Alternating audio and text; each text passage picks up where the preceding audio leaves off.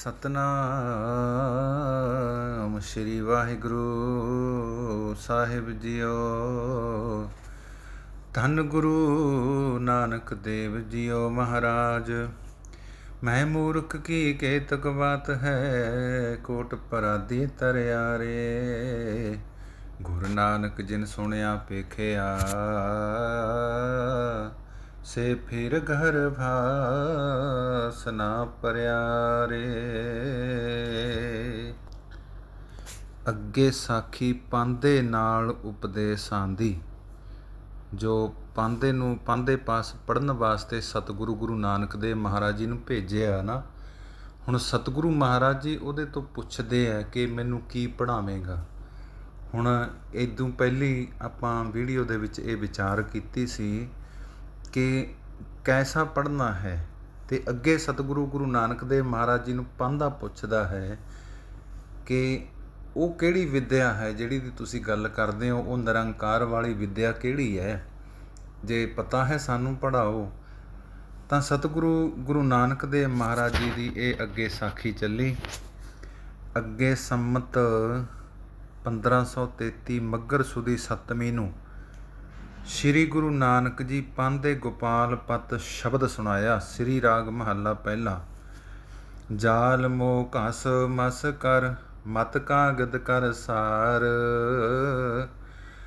ਭਾਉ ਕਲਮ ਕਰ ਚਿੱਤ ਲਿਖਾਰੀ, ਗੁਰ ਪੁੱਛ ਲਿਖ ਵਿਚਾਰ। ਲਿਖ ਨਾਮ ਸਲਾਹ ਲਿਖ, ਲਿਖ ਅੰਤ ਨ ਪਾਰਾਵਾਰ। ਬਾਬਾ ਇਹੋ ਲੇਖਾ ਲਿਖ ਜਾਣ, ਜਿੱਥੈ ਲੇਖਾ ਮੰਗੀਐ, ਤਿੱਥੈ ਹੋਏ ਸੱਚਾ ਨਿਸ਼ਾਨ। ਰਹਾਉ। ਤਾਂ ਬਾਬੇ ਨਾਨਕ ਜੀ ਆਖਿਆ, ਪਾਂਧਾ ਜੀ ਹੋਰ ਪੜ੍ਹਨਾ ਸੁਣਨਾ ਸਭ ਬਾਦ ਹੈ।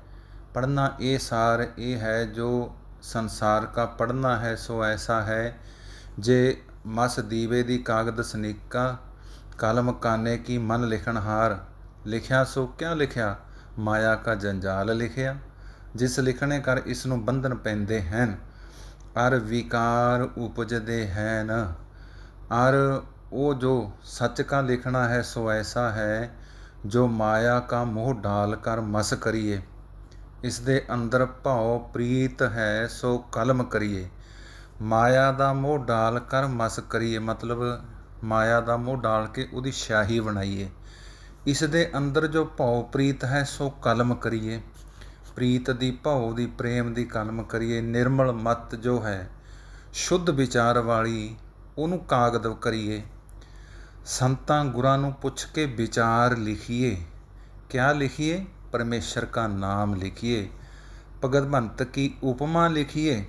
ਜਿਸ ਲਿਖਨੇ ਕਰ ਸਭ ਵਿਕਾਰ ਮਿਟ ਜਾਨ, ਅਰ ਮਨ ਤਨ ਸੁਖੀ ਹੋਏ।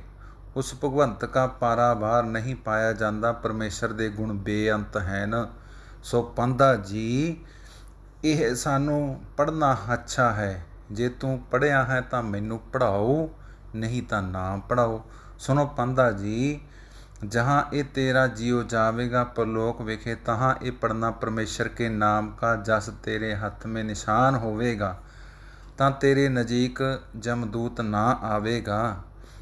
ਤਾਂ ਪਾਂਧਾ ਕਹਾ, ਨਾਨਕ ਜੀ ਇਹ ਬਾਤਾਂ ਤੈਂ ਕਿੱਥੋਂ ਸੁਣੀਆਂ ਹੈ, ਤੇ ਅਜੇ ਤਾਂ ਤੂੰ ਬਾਲਕ ਹੈ, ਪੜ੍ਹਨੇ ਆਇਆ ਹੈ। ਨਾਨਕ ਐ ਨਾਨਕ ਜੀ, ਜੋ परमेश्वर का नाम जपते हैं न, उनको क्या फल प्राप्त होता है। ਤਾਂ ਇਸੇ ਸ਼ਬਦ ਦੀ ਦੂਜੀ ਪੌੜੀ ਆਖੀ। ਜਿੱਥੈ ਮਿਲਿਆਈਆਂ ਸਦ ਖੁਸ਼ੀਆਂ ਸਦ ਚਾਓ, ਤਿਨ ਮੁਖ ਟਿੱਕੇ ਨਿਕਲੈ, ਜਿਨ ਮਨ ਸੱਚਾ ਨਾਉ। ਕਰਮ ਮਿਲੇ ਤਾਂ ਪਾਈਐ, ਨਹੀਂ ਗੱਲੀ ਵਾਓ ਦੁਆਓ। ਗੁਰੂ ਨਾਨਕ ਆਖਿਆ, ਪਾਂਧਾ ਜਹਾਂ ਇਹ ਜੀਵ ਜਾਵੇਗਾ, तहाँ परमेश्वर के नाम जपने का तेरे पास पुण्य होवेगा, तहाँ तेरा आदर होवेगा। सदा खुशियाँ होवणगियाँ, बड़ा आनंद होवेगा, बड़े मंगल होणगे, सर्ब सुख सर्ब निधान प्राप्त होणगे।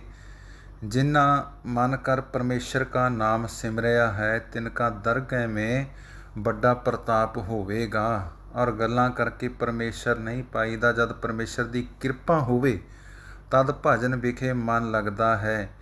ਇਹ ਬਾਤ ਸੁਣकर ਪਾਂਧਾ ਹੈਰਾਨ ਹੋ ਗਿਆ। ਫਿਰ ਪਾਂਧੇ ਕਿਹਾ, हे ਨਾਨਕ ਜੀ, ਇੱਕ ਪਰਮੇਸ਼ਰ का नाम ਲੈਂਦੇ ਹਨ, तिनको कोई जानता नहीं, तिनको रोटी कपड़ा भी नहीं जुड़ता, और एक पातशाहियाँ करते हैं और सुख भोगते हैं, ते वो परमेश्वर ਨੂੰ जानते भी नहीं। देखा उन कौन पुण्य करे हैं, कौन हवाल उनका होएगा जो पातशाहियाँ करते हैं ਤੇ ਪਰਮੇਸ਼ਰ ਪਾਸੋਂ ਡਰਦੇ ਨਹੀਂ। ਜਿਹੜੇ ਕਹਿੰਦੇ ਵੀ ਰਾਜੇ ਨੇ, ਰਾਜ ਕਰਦੇ ਨੇ, ਉਹ ਪੁੰਨ ਦਾ ਕੰਮ ਨਹੀਂ ਕੋਈ ਕਰਦੇ, ਪਾਤਸ਼ਾਹੀਆਂ ਕਰਦੇ ਨੇ, ਪਰਮੇਸ਼ਰ ਤੋਂ ਡਰਦੇ ਨਹੀਂ। ਉਨਕਾ ਬਿਰਤਾਂਤ ਕਹੀਏ ਤਾਂ ਸ੍ਰੀ ਗੁਰੂ ਨਾਨਕ ਦੇਵ ਮਹਾਰਾਜ ਜੀ ਨੇ ਤੀਸਰੀ ਪੰਕਤੀ, ਇਸ ਸ਼ਬਦ ਦੀ ਤੀਸਰੀ ਪੰਕਤੀ ਦੇ ਵਿੱਚ ਫਿਰ ਮਹਾਰਾਜ ਜੀ ਨੇ ਕਿਹਾ, ਇੱਕ ਆਵੇ ਇੱਕ ਜਾਹੇ ਉਠ ਰਖੀਐ ਨਾਵ ਸਲਾਰ, ਇੱਕ ਉਪਾਏ ਮੰਗਤੇ ਇੱਕ ਨਾ ਵੱਡੇ ਦਰਬਾਰ, ਅੱਗੇ ਗਿਆ ਜਾਣੀਐ ਬਿਨ ਨਾਵੇ ਬੇਕਾਰ।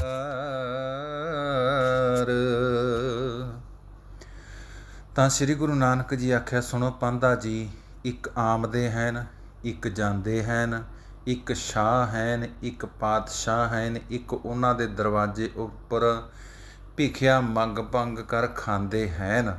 ਪਾਂਧਾ ਜੀ, ਇਹਾਂ ਪਾਤਸ਼ਾਹੀਆਂ ਕਰਦੇ ਹਨ, ਜਿਹੜੇ ਇੱਥੇ ਪਾਤਸ਼ਾਹੀਆਂ ਕਰਦੇ ਹਨ, ਜੋ ਇਹਾਂ ਪਾਤਸ਼ਾਹੀਆਂ ਕਰਦੇ ਹਨ ਅਰ ਸੁੱਖ ਭੋਗਦੇ ਹਨ ਅਰ ਪਰਮੇਸ਼ਰ ਨਹੀਂ ਜਪਦੇ, तिनका अगे ऐसा हाल होएगा, ऐसी सजाए तिनको मिलेगी, जैसे दाणिया को चक्की देती है, जैसे तेली तिला को देता है, जैसे दूध मधानी मथ कर देती है, और जैसे कपड़े को धोबी देता है। सो पांधा जी, उनको ऐसी सज़ा मिलेगी।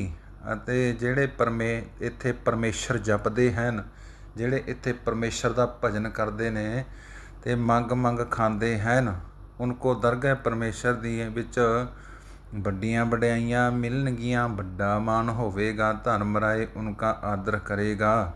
ਇਹ ਵਾਰਤਾ ਸੁਣकर ਪਾਂਧਾ ਹੈਰਾਨ ਹੋਇਆ। ਫਿਰ ਪਾਂਧੇ ਆਖਿਆ, ਨਾਨਕ ਜਦੋਂ ਤੂੰ ਕੋਈ ਵੱਡੀਆਂ ਭਗਤੀਆਂ ਵਾਲੀਆਂ ਵਾਰਤਾ ਕਰਦਾ ਹੈ, ਅਜੇ ਤਾਂ ਤੂੰ ਬਾਲਕ ਹੈ, ਕੁਛ ਮਾਤਾ ਪਿਤਾ ਕੁਟੁੰਬ ਕਾ ਸੁੱਖ ਦੇਖ, ਅਜੇ ਤੇਰੀ ਕਿੱਥੇ ਓੜੀ ਹੈ, ਅਜੇ ਤੂੰ ਗ੍ਰਸਤ ਕਰਨਾ ਹੈ, ਹੁਣੇ ਐਸੀਆਂ ਵਾਰਤਾ ਕਰਦਾ ਹੈ। ਤਾਂ ਸ਼੍ਰੀ ਗੁਰੂ ਨਾਨਕ ਜੀ ਨੇ ਚੌਥੀ ਪੌੜੀ ਆਖੀ। ਇਸ ਸ਼ਬਦ ਦੀ ਚੌਥੀ ਪੌੜੀ ਦੇ ਵਿੱਚ ਮਹਾਰਾਜ ਜੀ ਕੀ ਕਹਿੰਦੇ ਹੈ, ਭੈ ਤੇਰੇ ਡਰ ਅਗਲਾ ਖੱਪ ਖੱਪ ਛੀਜੈ ਦੇਹ, ਨਾਵ ਜਿਨਾ ਸੁਲਤਾਨ ਖਾਨ ਹੁੰਦੇ ਡਿੱਠੇ ਖੇਹ, ਨਾਨਕ ਉੱਠੀ ਚੱਲਿਆ ਸਭ ਕੂੜੇ ਟੁੱਟੇ ਨੇਹ। ਤਾਂ ਸ਼੍ਰੀ ਬਾਬੇ ਨਾਨਕ ਜੀ ਆਖਿਆ, ਪਾਂਧਾ ਜੀ, ਉਸ ਸਾਹਿਬ ਦਾ ਡਰ ਮੈਨੂੰ ਐਸਾ ਹੈ ਜੋ ਮੇਰੀ ਬੁੱਧੀ ਭੈਮਾਨ ਹੋਏ ਰਹੀ ਹੈ, ਔਰ ਮੇਰੀ ਦੇਹ ਪਈ ਖੁੱਸਦੀ ਹੈ, ਤੇ ਮੇਰਾ ਜੀਉ ਪਿਆ ਕੰਮਦਾ ਹੈ, ਜੋ ਇਹਾਂ ਸੁਲਤਾਨ ਖਾਨ ਕਹਾਉਂਦੇ ਹਨ, ਸੋ ਸਭੋ ਮਰ ਕਰ ਖਾਕ ਹੁੰਦੇ ਹਨ। ਜਿਨਕਾ ਹੁਕਮ ਧਰਤੀ ਉੱਪਰ ਮੰਨੀਦਾ ਸੀ, ਜਿਨ ਕੋ ਡਰ ਪ੍ਰਿਥਵੀ ਭੈਮਾਨ ਹੁੰਦੀ ਸੀ, ਸੋ ਉੱਠ ਗਏ, ਮਰ ਕਰ ਖਾਕ ਹੋ ਗਏ ਹਨ। ਸੁਣੋ ਪਾਂਧਾ ਜੀ, ਕੂੜਾ ਸਨੇਹ ਕਿਸ ਨਾਲ ਕਰਾਂ, ਹਮ ਵੀ ਇਸ ਸੰਸਾਰ ਕੋ ਛੋੜ ਜਾਵੇਂਗੇ, ਇਹ ਸੰਸਾਰ ਵੀ ਖਾਕ ਹੋ ਜਾਵੇਗਾ ਜਾਂ, ਤੇ ਫਿਰ ਇਸ ਸੰਸਾਰ ਨਾਲ ਕੂੜਾ ਸਨੇਹ ਕਿਆ ਕਰਨਾ। ਸਤਿਗੁਰੂ ਮਹਾਰਾਜ ਜੀ ਸਮਝਾਉਂਦੇ ਨੇ ਵੀ ਜਿੱਥੇ ਜਿਹੜੇ ਸੰਸਾਰ ਨੂੰ ਛੱਡ ਕੇ ਚਲੇ ਜਾਣਾ ਹੈ, ਇੱਥੇ ਬੜੇ ਬੜੇ ਰਾਜੇ ਮਹਾਰਾਜੇ ਆਏ ਅਤੇ ਉਹ ਵੀ ਸਾਰੇ ਛੱਡ ਕੇ ਇੱਥੋਂ ਚਲੇ ਗਏ ਹੈ। ਇਹ ਸੰਸਾਰ ਦਾ ਮੋਹ ਕੀ ਕਰਨਾ। ਮਹਾਰਾਜ ਜੀ ਕਹਿ ਰਹੇ ਨੇ, ਉਸ ਸਾਹਿਬ ਦੀ ਬੰਦਗੀ ਕਰਨੀ ਚਾਹੀਏ ਜੋ ਸਭ ਕੋ ਉਪਜਾਵਤਾ ਹੈ, ਪਾਲਤਾ ਹੈ, ਫਿਰ ਸੰਘਾਰਤਾ ਹੈ। ਉਸ ਪਰਮੇਸ਼ਰ ਨਾਲ ਪ੍ਰੀਤ ਕਰੀਏ। ਇਹ ਸ਼ਬਦ ਕਾ ਇਹ ਅਰਥ ਸੁਣਾਏ ਕਰ। ਸ੍ਰੀ ਬਾਬਾ ਜੀ ਆਪਣੇ ਘਰ ਨੂੰ ਚਲੇ ਆਇਆ। ਘਰ ਪ੍ਰਸ਼ਾਦ ਪਾਇਆ ਤੇ ਆਨੰਦ ਪੂਰਵ ਸੈਨ ਕਰ ਜਦ ਪ੍ਰਾਤੇ ਕਾਲ ਹੋਇਆ ਤਾਂ ਮਾਤਾ ਜੀ ਨੇ ਜਗਾਇਆ, ਨਿਤਨੇਮ ਇਸ਼ਨਾਨ ਕਰਵਾਇਆ, ਕੱਪੜੇ ਪਹਿਰਾਏ। ਤਾਂ ਸ੍ਰੀ ਬਾਬਾ ਜੀ ਉਸ ਦਿਨ ਪਾਂਦੇ 'ਤੇ ਨਾ ਗਏ ਤੇ ਘਰ ਵਿੱਚ ਕਾਗਦ ਲੈ ਕਰ ਚੌਂਕੀ ਉੱਪਰ ਰੱਖ ਕਰ ਉਜਲ ਰੁਮਾਲ ਉੱਪਰ ਦੇ ਕਰ ਚੌਂਕੜੀ ਮਾਰ ਕੇ ਬੈਠ ਰਹਿਣ। जैसे कोई पंडित कथा वार्ता बैठता है, सो जे कोई बालक आवे खेडण वाला सद्दे ਤਾਂ ਅੱਗੋਂ ਸ੍ਰੀ ਬਾਬਾ ਜੀ ਆਖਣ, ਮੈਂ ਪੋਥੀ ਪੜ੍ਹਦਾ ਹਾਂ। ਇੱਕ ਦਿਨ ਮਾਤਾ ਬਾਬੇ ਜੀ ਦੇ ਪਾਸ ਆਏ ਬੈਠ ਤੇ ਆਖਣ ਲੱਗੇ, ਜੋ ਪੁੱਤ ਤੂੰ ਕਿਹੜੀ ਪੋਥੀ ਪੜ੍ਹਦਾ ਹੈ ਸੋ ਮੈਨੂੰ ਵੀ ਸੁਣਾਓ। ਤਾਂ ਸ੍ਰੀ ਬਾਬੇ ਜੀ ਕਹਿਆ, ਪਿਤਾ ਜੀ ਸਪਤ ਸਲੋਕੀ ਗੀਤਾ ਪੜ੍ਹਦਾ ਹਾਂ। ਤਾਂ ਬਾਬਾ ਜੀ ਆਪਣੇ ਮਾਤਾ ਪਿਤਾ ਨੂੰ ਸ਼ਬਦ ਸੁਣਾਇਆ ਤੇ ਅਗਲੇ ਦਿਨ ਫੇਰ ਸਤਿਗੁਰੂ ਗੁਰੂ ਨਾਨਕ ਦੇਵ ਮਹਾਰਾਜ ਜੀ ਪਾਂਦੇ ਪਾਸ ਗਏ ਤੇ ਜਿਹੜੀ ਪੱਟੀ ਲਿਖੀ ਉਸ ਲੇਖ ਹੇਠ ਬਾਣੀ ਹੈ ਮਹਾਰਾਜ ਜੀ ਦੀ ਸਤਿਗੁਰੂ ਗੁਰੂ ਗ੍ਰੰਥ ਸਾਹਿਬ ਦੀ ਵਿੱਚ, ਤੇ ਉਹਦਾ ਜ਼ਿਕਰ ਆਪਾਂ ਅਗਲੀ ਸਾਖੀ ਦੇ ਵਿੱਚ ਕਰਾਂਗੇ ਜੀ। ਵਾਹਿਗੁਰੂ ਜੀ ਕਾ ਖਾਲਸਾ, ਵਾਹਿਗੁਰੂ ਜੀ ਕੀ ਫਤਿਹ।